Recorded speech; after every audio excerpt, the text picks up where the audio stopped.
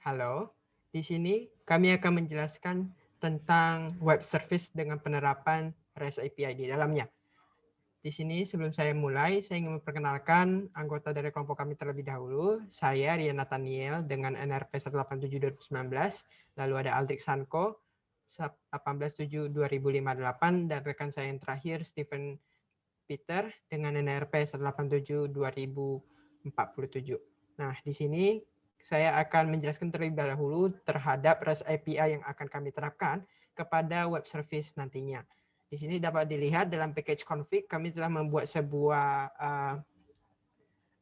file dengan nama database.php di mana kelas database ini akan menyimpan beberapa variabel, yaitu ada host, DB name, username, dan password, dan con, yang tentunya kelas ini akan melakukan koneksi terhadap database yang telah kami buat nantinya. Nah, di sini kita juga dapat melihat beberapa function yang terdapat dalam database.php ini sendiri. Terdapat get connection, yaitu untuk mendapatkan koneksi dengan database yang terkait. Terus setelah itu, kita juga akan melihat package dari objek ini sendiri, di mana package object memiliki file yang bernama product.php. Nah, di product.php ini sendiri sama halnya, di sini kita akan menampung beberapa atribut entity yang akan kita pakai nantinya. Di sini terdapat connection, ada table name yang tentunya merupakan nama dari table dari database, terus beberapa atribut yang telah kita jadikan sebagai variable dalam file ini sendiri. Nah, di sini kita juga dapat melihat beberapa function yang akan kita gunakan untuk memanipulasi ataupun mengakses database. Terdapat function read untuk membaca ataupun mengekstrak ataupun mengeluarkan segala isi yang terdapat dalam database. Terus ada function create yang digunakan untuk melakukan penambahan dokumen ataupun penambahan data terhadap database itu sendiri. Di situ terdapat query-nya, statement, dan di sini juga kami menggunakan beberapa variabel untuk memasukkan ataupun mengkoneksikan variabel yang telah kami bikin ke dalam JSON yang akan kita pakai nantinya dengan menggunakan HTML special char. Nah, itu. Seterusnya kita juga akan melakukan pemilihan ataupun pembuatan ini melalui beberapa parameter yang telah kita buat dengan menggunakan bind param tentunya. Nah, selanjutnya kita juga memiliki function read one yang tidak jauh berbeda dari function-function sebelumnya. Terus kita juga ada function update yang juga merupakan function untuk melakukan pengupdatean data ataupun pergantian data dalam database. Dan selanjutnya juga ada function delete yang akan menghapus data dari database sesuai dengan keinginan user. Selanjutnya terkait web service akan dijelaskan oleh rekan saya Aldrich Sanko. Silakan. Baik, jadi pertama kita harus include once maksud saya, di mana kita akan include once database yang telah kita buat, yaitu database.php, dan objek yang telah kita buat, yaitu product.php. Dan kemudian kita akan membuat objek database di sini untuk bisa dipakai pada kelas ini. Kemudian kita akan mengambil koneksinya. Setelahnya, kita akan memanggil objek produk ke dalam kelas ini dengan parameter dari database itu sendiri. Kemudian kita akan memanggil JSON di sini, kemudian kita akan cek apakah isi dari name product, price, dan stock kosong.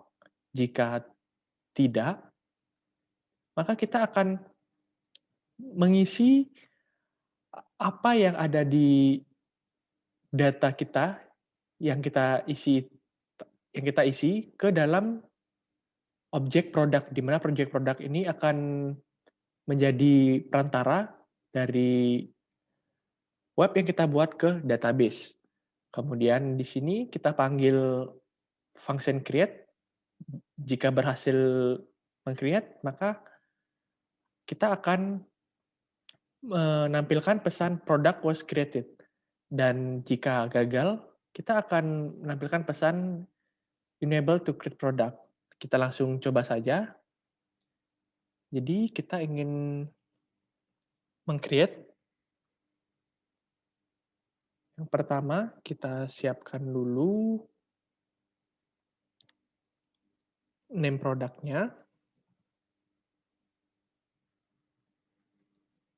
Anggap saja name produknya itu Pocari. Kemudian kita masukkan harganya.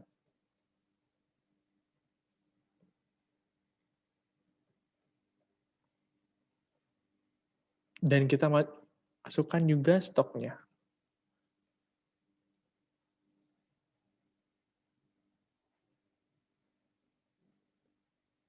Nah, jadi di sini telah muncul pesan bahwa produk telah dibuat. Jadi ini telah dibuat dan telah masuk ke database. Untuk mengeceknya, kita akan mengecek langsung di database. Nah, tadi kita masukkan Pocari dan sekarang sudah masuk di sini. Untuk selanjutnya, yaitu function read. Jadi pada function read ini tidak jauh berbeda dengan function create. Kita include once database dan produk, kemudian kita panggil database-nya dan produknya itu, kita panggil function read dari produk. Nah, kemudian di sini yang berbeda adalah kita hitung berapa row yang ada nantinya. Dan kita tampung ke dalam sebuah variabel 6. Nah, jika variabel 6 ini isinya lebih dari 0, nanti kita akan membuat sebuah array yang ditampung dalam sebuah variabel product underscore ARR. Kemudian kita akan memfetch datanya. Setelahnya, isi dari produk item berikut ialah menginputkan apa yang telah kita apa yang ada di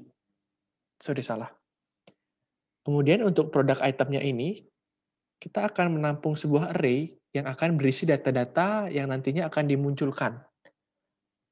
Setelah itu kita akan mempush array tersebut. Nah, jika berhasil, kita akan mengirimkan sebuah kode. Dan nantinya produk ini akan di-show. Di sini untuk 200 itu adalah default dari OK. Dan 400 itu adalah untuk error. Dan juga bisa 404 tentunya.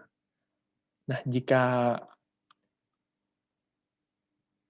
6-nya kurang dari 0, variabel underscore 6-nya kurang dari 0, maka dia akan mengirimkan kode 404, yaitu error, dan akan mengirimkan sebuah pesan, di mana isi pesan tersebut adalah no product found.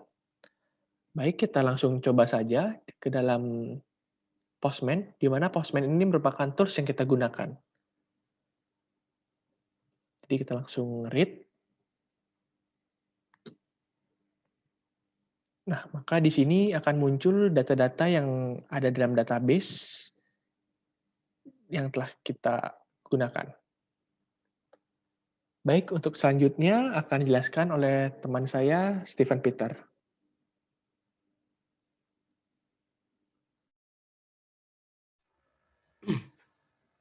Baik, kita akan sedikit membahas tentang apa yang terjadi di dalam produk PHP-nya itu sendiri. Nah, yang untuk pertama-tama kita bisa lihat bahwa komennya itu adalah untuk melakukan delete. Jadi ini adalah fungsi untuk melakukan delete. Nah, kemudian di situ ada kondisi di mana jika arid, maka objek dari produknya itu adalah ditampung dalam sebuah array. Dan apa yang kita ambil itu adalah ID produk dari array yang memiliki arid yang kita inginkan. Kemudian beberapa kode di bawah ini adalah kode untuk mengirim data ke API kita. Oke, sampai bawah itu adalah code untuk mengirim data ke API kita. Terus di sana ada status. Kalau misalnya statusnya itu 200, atau biasa itu adalah standar ketika statusnya oke, maka kita akan menampilkan pesan berhasil itu. Baik, bisa lanjut ke bawah lagi. Kemudian di sini juga ada fungsi untuk melakukan penambahan data. Di sini kita ambil semua yang ada di dalam form kita yang akan kita lihat nanti di bawah, seperti nama, harga, dan stoknya. Kemudian kita membuat objek untuk JSON-nya dalam bentuk array yang pastinya. Kemudian meng-assign setiap atributnya seperti apa yang kita di dalam form itu sendiri minta. Kemudian kita melakukan hal yang sama, yaitu mengirim data ke POST API-nya. Kita melakukan pengiriman data, dan kemudian di sini kita bisa lihat bahwa adalah status juga sama seperti yang di atas. Status jika 200, jika oke. Kemudian di sini ada juga formnya yang tadi kita sempat bahas untuk melakukan insert ke dalam database. Nah, kemudian di sini juga ada JSON. JSON ini untuk mengambil si JSON itu sendiri. Nah, ini tuh dalam bentuk JSON, maaf. Kemudian akan ditampung di result, di mana si JSON-nya itu sendiri sudah di-decode. Oke, ke bawah kita bisa lihat ini adalah sebuah tabelnya. Ada produk ID, name, price, stock, dan action. Kemudian kita melakukan fetch untuk setiap data yang ada di dalam array-nya itu. Kita lakukan fetch, kemudian kita tampilkan di dalam tabel itu sendiri.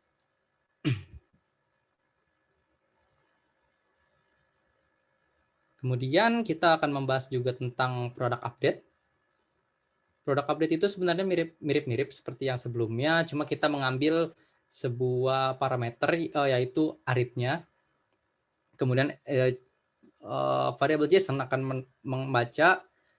membaca si JSON-nya, kemudian variabel result akan melakukan decode terhadap apa yang sudah kita minta, yaitu JSON-nya. Kemudian ada comment di sini adalah comment untuk melakukan insertion, hampir sama seperti input. Namun tadi sepertinya kita udah ambil juga, kemudian kita melakukan insertion juga ke dalam objek yang baru, kita mengubah sesuai dengan apa yang sudah kita ubah. Kemudian kita melakukan pengiriman data ke POST API juga, sama seperti sebelumnya, fungsinya, code-nya. Dan status 200 itu adalah standar ketika kondisinya itu adalah oke. Kemudian akan melempar header-nya kalau misalnya gagal. Kemudian di bawahnya juga itu adalah sebuah form yang akan menampilkan value-value yang ingin diedit. Jadi nanti di dalam formnya itu adalah value yang ingin kita ubah.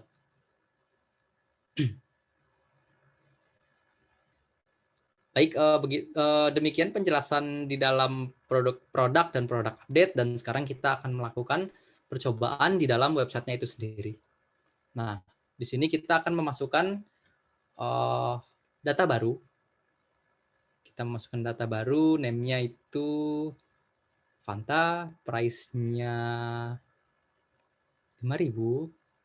Kemudian kita memasukkan stok 100. Kita melakukan submit, maka proses yang tadi kita jelaskan akan berjalan di latar belakang dan akan ditampilkan di dalam tabel. Kemudian kita akan melakukan update, pengubahan terhadap data yang sudah kita masukkan. Sama seperti yang tadi saya jelaskan, bahwa si atributnya itu akan ditampilkan kembali, kemudian kita bisa mengganti sesuai dengan apa yang kita inginkan. Seperti namanya kita ubah jadi Coca-Cola.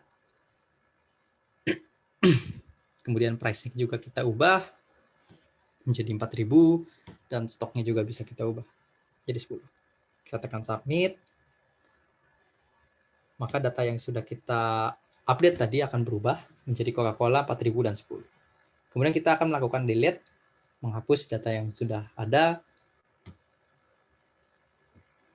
maka data tersebut akan hilang dari tabel. Demikian penjelasan tentang web service berbasis REST API. Kami berharap ini bisa membantu. Terima kasih.